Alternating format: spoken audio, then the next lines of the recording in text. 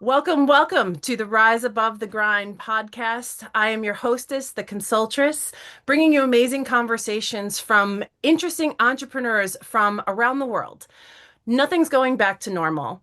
And so we're here to define how to transcend the things that keep us stuck and limited and how that shows up for amazing, successful, and really awesome entrepreneurs. So I am so pleased and so grateful and honored to have the one and only Jim Shulman here today for our conversation. Welcome to the show, Jim. Alyssa, thank you. And I agree wholeheartedly with all of those accolades. I embody that remark.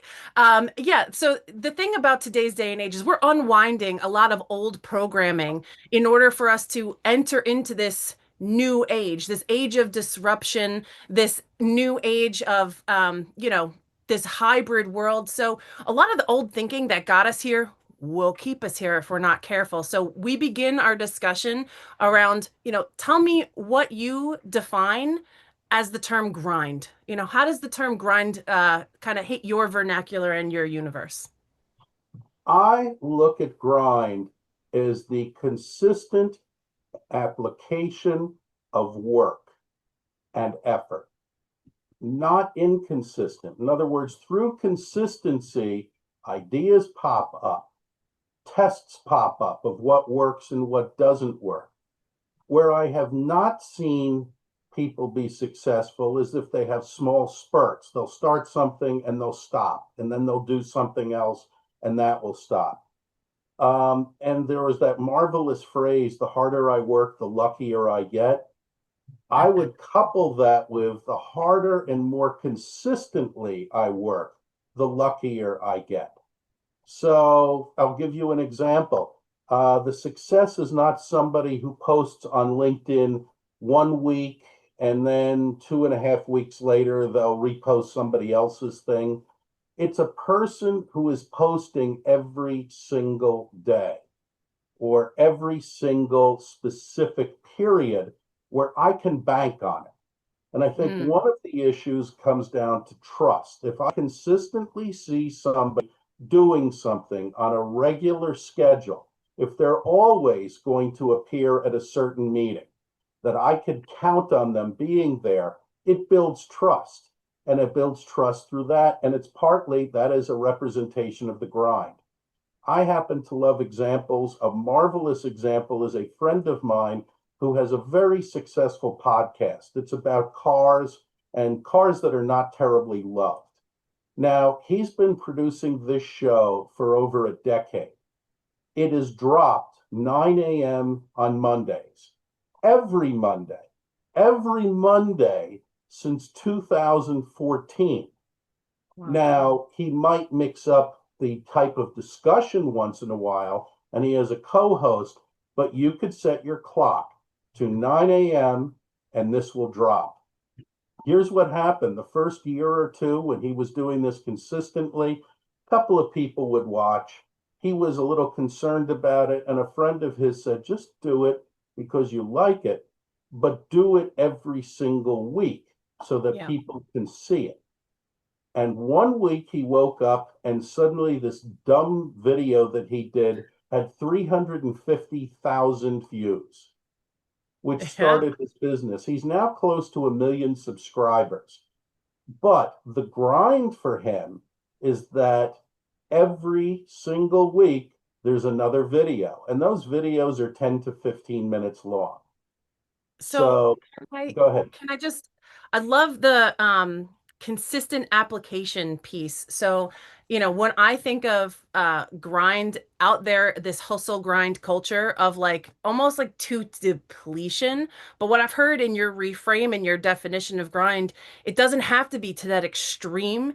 It can just literally be consistent effort with or without immediate result. So what I'm hearing from your example here is more that it can feel very much like grinding when you're putting in consistent, repeatable effort if you're not seeing those immediate results coming through, but that it creates trust. I love that component of that having other people have a consistent experience of you, whether it's picking up the phone every single day or putting out a broadcast every single week. So where where has this grind in the way that you term it, like where has this been I guess either a growth curve for you or a learning edge as you've grown as a professional and as a person? Where has this type of grind shown up for you that you get to kind of give us this new definition? It's interesting when you say new definition. I'd like to go back to it. When you hear the word grind, do you think of a grinding wheel? Do you think of a coffee grinder? Both of those things are at a consistent speed and a consistent, constant, and that's the key, constant activity.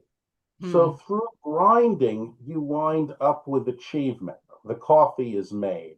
Whatever is being ground, the material is gone. So you can go forth to the next thing. But it is definitely consistent and it is regular. It is constant. It is relentless. The folks I've seen who are relentless were the ones who became most successful. The challenge is that certainly in popular culture, there's a focus on somebody who suddenly became a hit and they had never really done anything before. I happened to pick up a pencil, I wrote a book, and it became a bestseller. Right. That's not, but that's the antithesis of the truth. Right.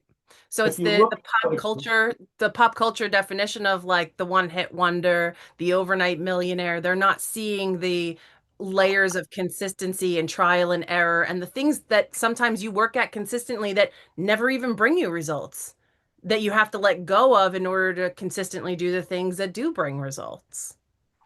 it's absolutely right because which is more attractive? Which is sexier? Showing up and doing the same thing all the time consistently, or saying one day I had the angel of inspiration who laid an egg in my nest and miraculously, it became successful and life is terrific. The second one is the outlier. Yeah. And unfortunately, what are things I've seen regularly is that people tend to focus on outliers, where if they focused on what is the usual expected behavior or expected results, they're going to be more successful. And my favorite example of that is everybody who goes into a casino harbors this idea that I'm going to be the one that comes out winning the $1 million. The casino makes money because they know through consistent behavior and consistent playing of these games that the odds are grossly in their favor. One of them is based on the grind, the other is based on a wish of lightning striking. Well, yeah. So tell us, inform us because we're all entrepreneurs in our own right, and most of this audience is here to learn, like, tell me what your definition for yourself is. Where have you seen the best effort for consistency in your business and in your life that yielded fruitful results? Because what we want to make sure we glean from this call here is knowing, what type of grinding is like that superfluous, flash in the pan, suffer to succeed stuff, which may or may not have informed what you now do consistently to create repeatable success for yourself. And the answer, Alyssa, is the simplest thing that anybody can do if they have a piece of notebook paper and a pen. The simplest thing, and that is block out your day in advance by half-hour increments and plan what is going to go into those increments. And when you mention that, you put in all the specifics. Who am I talking to?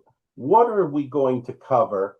And most important, what results do I expect to get from this conversation or this meeting or this activity? Yeah. Then later you review it to say, was this accurate or not? The Mm, grind in this case is that every day is the same block of 20 half-hour blocks. And they can be dedicated to whatever the heck you want them to be dedicated. The grind part is you have to keep putting your nose in it. Did I yeah. do this? What happened?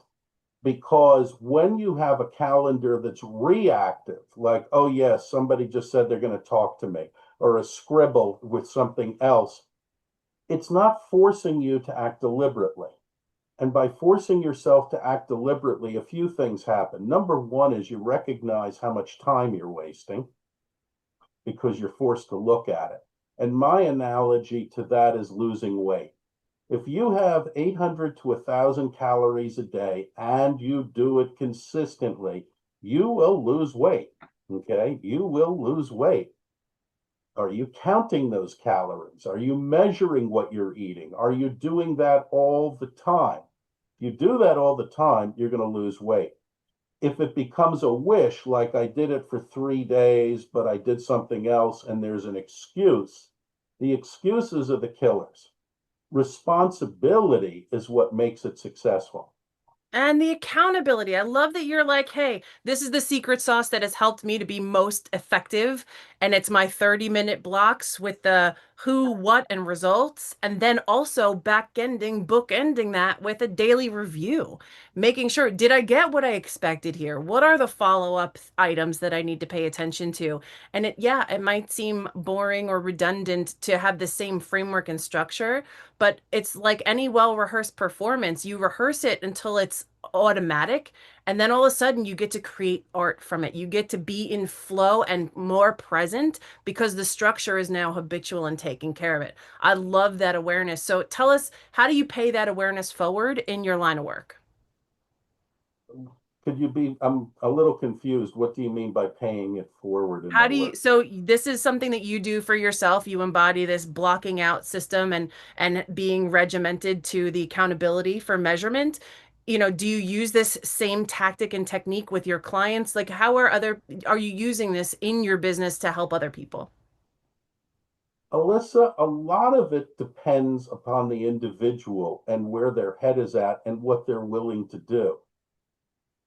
I will discuss this with my clients. I will show them examples, but mainly I focus on opportunity cost, meaning Mm, if you don't do this, what will happen?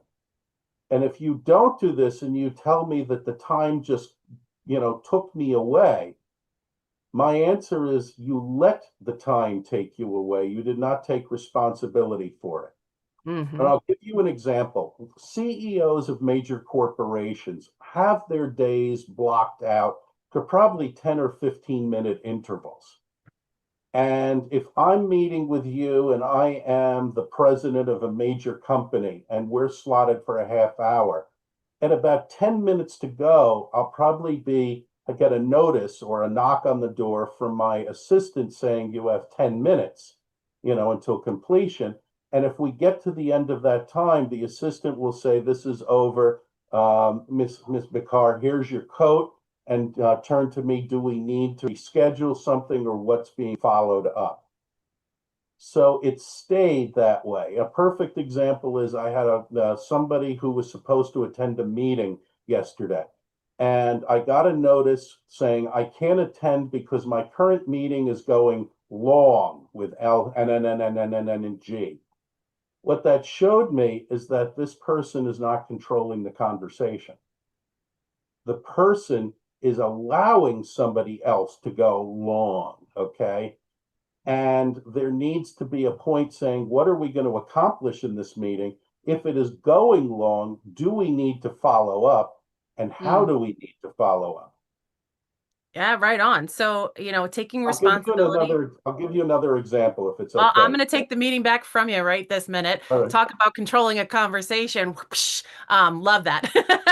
But no, so what I hear is taking responsibility for your time, being very intentional with how you're spending your time because it is a cost. Spending your time, it's the number one resource that we never get back. And so if you're not careful, you will grind away at this, that, and the other thing if you're not careful to structure yourself in a way that allows you to be focused and productive. And that looks different for all people. But Jim, I want to thank you for sharing that here with us today at Rise Above the Grind, giving us a new perspective into the successful mindset of what it takes to not only be in service to those who are successful, who need that next leg up in their journey, but also to be able to moderate yourself and get the most out of life and business the way you see it.